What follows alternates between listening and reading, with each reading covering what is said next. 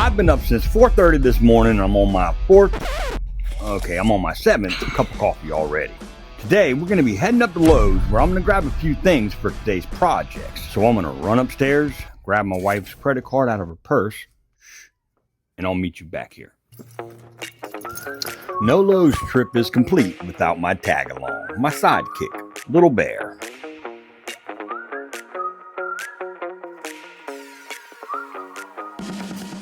I'm going to pick up a 2x6, and they got these pre-cut 4-footers, and this is going to be perfect for our first project. And then I'm going to grab some of this dunnage 1x4. These are a lot cheaper than your standard 1x4s by a few bucks.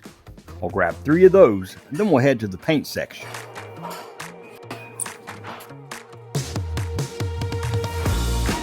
We're doing the Halloween theme, so I'm going to be going for some orange spray paint. I wanted to find some flat, but all they had was gloss, but this should work just fine. Next, I'm going to need to pick up some 1.25" brad nails.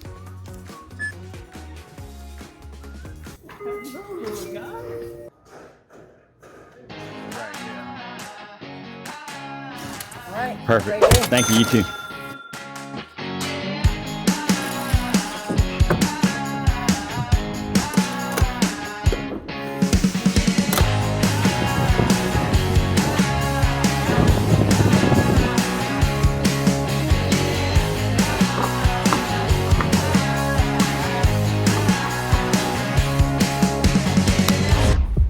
Alright, first up, I'm going to be showing you how to build this super awesome little pumpkin.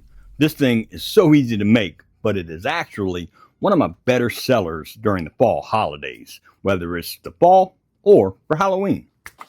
I'll be using one of those 4-foot 2x6 that I picked up for this first project. You're going to want to get 3 pieces cut.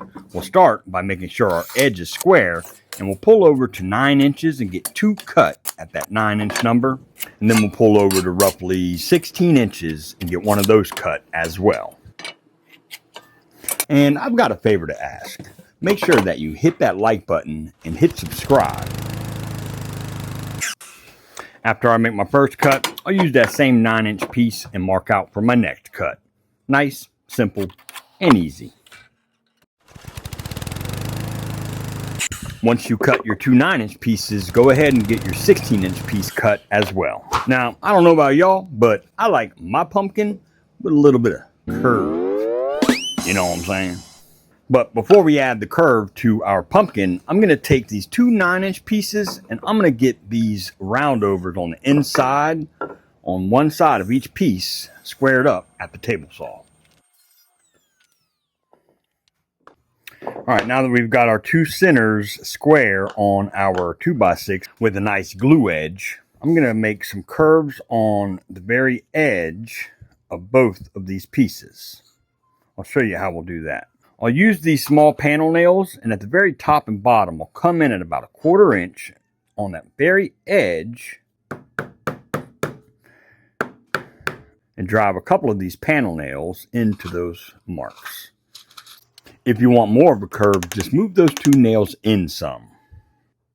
I'll be using a leftover dovetail saw blade. These are awesome to bend.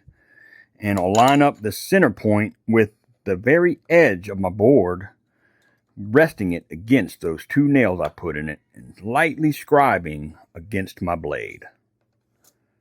You don't want to scribe too hard because you'll wind up pushing that blade in, and you don't want to do that.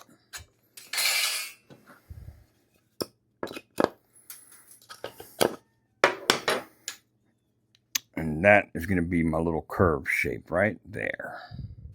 Now, you can either do this with a belt sander, a jigsaw, or you can do it like I'm doing it if you got a bandsaw. I like doing it with the bandsaw because it makes it super quick. I'll use my first piece that I cut to reference for my next piece. That way I get pretty consistent curves. You don't want them too perfect because no pumpkin is perfect. And ultimately, I'll refine my curves over here at my belt sander. Now that we got those curves made, we'll take our 16-inch 2x6 and from the bottom, pull up to 9 inches on both edges here. And now from those 9-inch marks, you just want to draw out some kind of stem shape.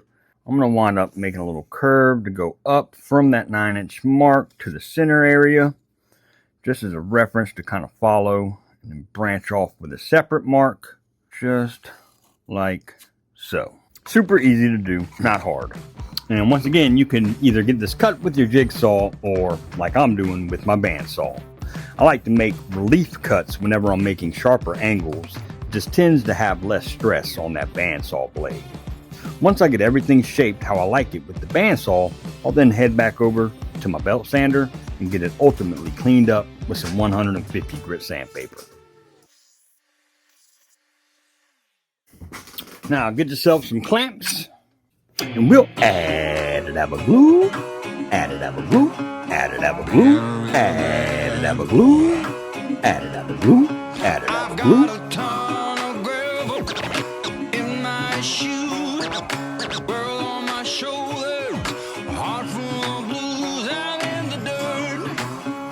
As you can see here, I wound up making more of a curve on my ends of the pumpkin. That 1/4 inch wasn't quite enough of a curve for my taste, so I went with 1 1/4 inches and it turned out great. And take this and set it to the side and let that dry up. Now while that's drying, we're going to go ahead and focus on our stem. I'm going to wind up doing a sugar boogie on that very top of the stem, and then kind of blend in that orange paint as I go. But first, I need to get this sanded down just a little bit. I'm really just focused on knocking over any sharp edges or any kind of inconsistencies that I may have. And now we boogie. So, sugar boogie.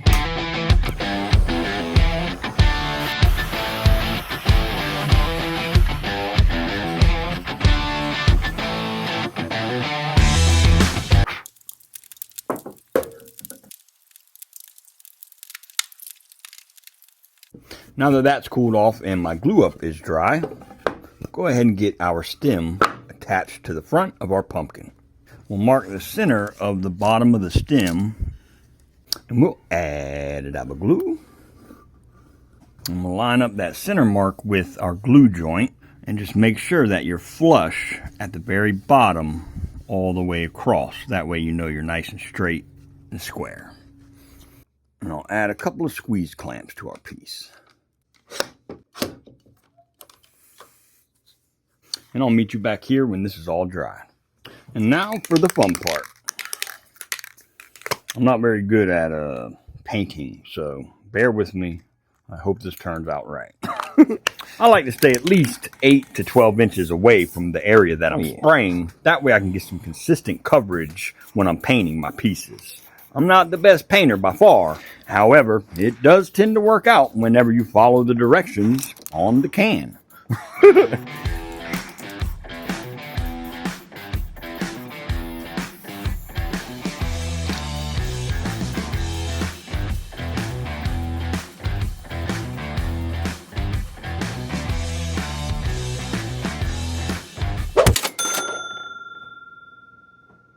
What I like to do with these projects are make them in a set of 2 or 3 in different sizes. The only thing you need to be sure to do is make that stem at least 6 inches longer than your 2 sides. That way you can shape it and have enough area for any kind of mess ups that you could fix. I would sell a set of 3 of these for around 75, 80 bucks and get that with no problems. These things are fun, profitable, and super easy to make. Next, I'm going to show you how to make another Halloween pumpkin with a twist. These can be made out of pallet wood or any kind of scrap that you got laying around the shop. They are quick, easy, and cost effective. I'm going to start off with a piece of 1x8, and you want a piece that's at least 24 inches in length. I'll start by getting 2 pieces cut to 11 inches.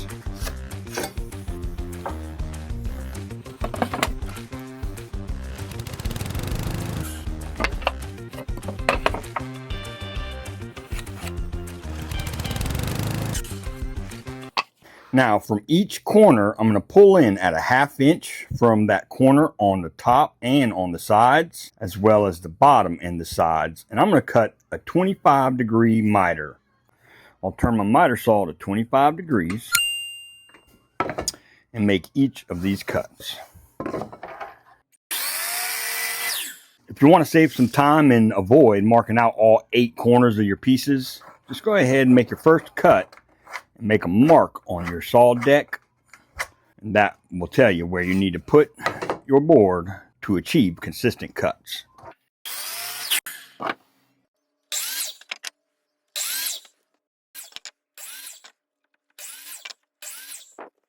Next, I'll grab my 1x4 dunnage that I picked up from Lowe's, and you're going to want to get 10 pieces cut to 12 inches.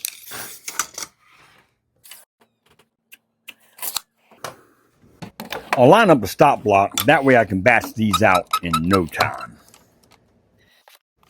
Whenever using a stop block, you want to be sure that you let that blade stop all the way before releasing that saw.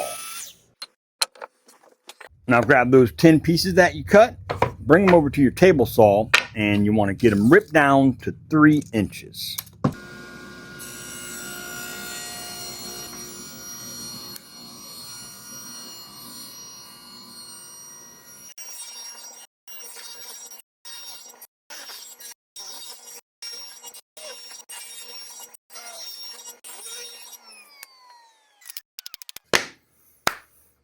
And grab those cutoffs, and we're going to save some of those, and I'll show you what we'll do with these shortly.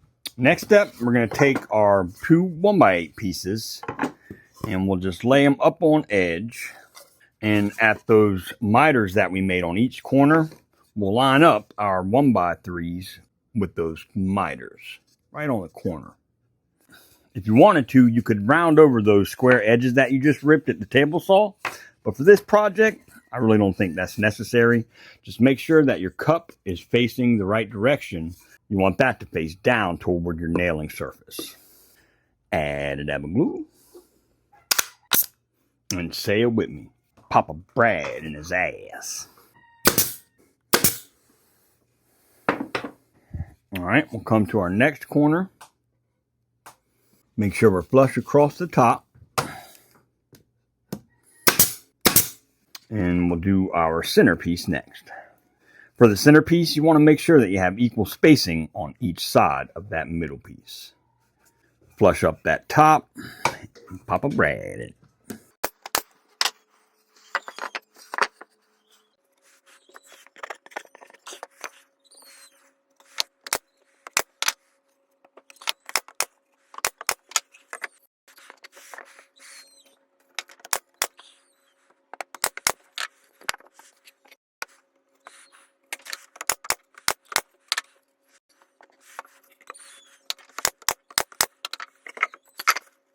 Now, once you get those 6 pieces nailed on to the front and back, for your 2 sides, they're going to be a little bit skinnier than the 3 inches. So you want to cut those to 2 3/4.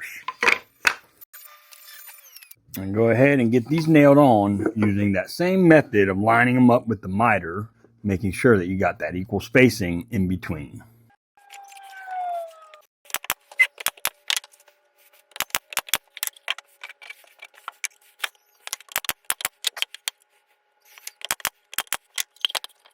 Now for the stem, you can use some pieces of log from Hobby Lobby. They've got them for a few bucks for a pack of them. I'm going to use this piece of 1.5 by 1.5 2x that I have laying around. And I'm going to pull up from the bottom of it, marking out 4.5 inches. And that 4.5 inch mark will be the long point of a 30-degree miter. Find the center at the top here and add a dab of glue. And give that a little rub-a-dub-dub to help it stiffen up a little bit. And I'll pop a couple brads through the side. While I'm nailing on my stem, I'm now thinking to myself, why did you not paint the inside of this first? Oh, that was dumb. All right, yeah, that's sturdy. Well, let's go ahead and head outside and I'll see how good I can get this painted up.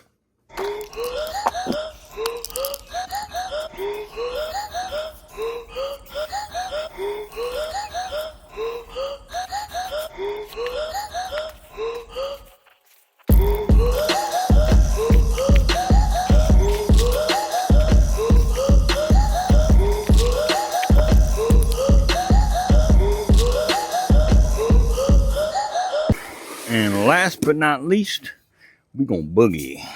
So sugar boogie.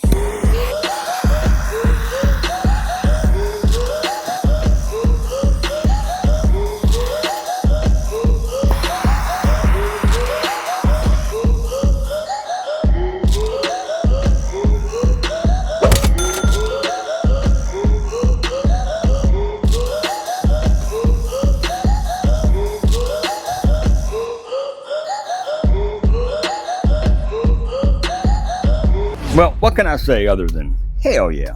I absolutely love these projects. They are so fun to make. You can get so creative with these things. With this bigger one, you could take a hole saw bit from the bottom and drill out a certain size hole for, say, a candle, or you can put a solar light in there. And I was actually able to get the interior painted, even though I didn't paint it beforehand like I should have. But I was still able to manage to get all the paint inside there and make it look so good. Now, as far as those slats go that I said you may want to hold on to, my thought was to nail them right on the front faces and the sides, but I actually liked how this looked without them. That is an option, though, if you want to take this to a different level. Just nail a couple of slats on the front and the sides, and I think it'll still look just as good. Once it's all said and done, I added some natural fiber rope to these things to give it a little bit more of an appeal. I would treat this pumpkin just like these and make a set of 3, maybe 4 or 5. But overall, I'm just super excited with how these turned out. And I can't wait to get back in here and make a shit ton of these. I really hope you drew some inspiration from today's video, because now it is your turn to get in the shop and make some sawdust. Scott.